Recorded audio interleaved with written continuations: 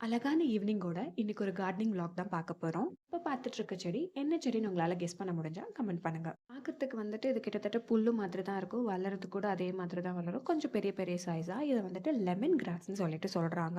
பல வருஷத்துக்கு முன்னாடி வீடியோஸ் பார்த்துட்டு இருக்கும்போது தான் இந்த செடிய பத்தி நான் தெரிஞ்சுக்கிட்டேன். அப்ப என் ஃப்ரெண்டோட டிஸ்கஸ் பண்ணும்போது ஒரு நர்சரிக்கு போயிருந்தோம். அங்க வந்துட்டு நான் இத ₹60 குடுத்து வாங்கியிருந்தேன். வச்சு நான் வீட்டுக்கு எடுத்துட்டு வரதுக்குள்ள அந்த இலையெல்லாம் என் கழுத்துல பட்டு ரொம்ப ஒரு மாரி சிகப்பாயிடுச்சு. பட் முள் எதுவும் இருக்காது.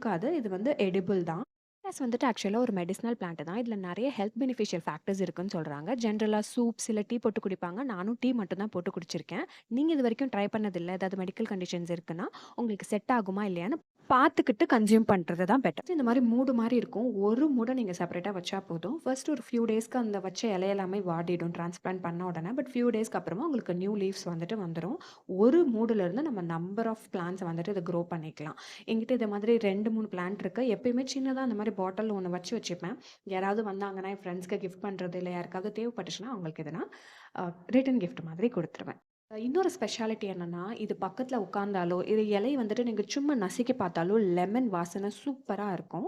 நீங்களும் வளர்க்கலன்னா ட்ரை பண்ணி பாருங்க.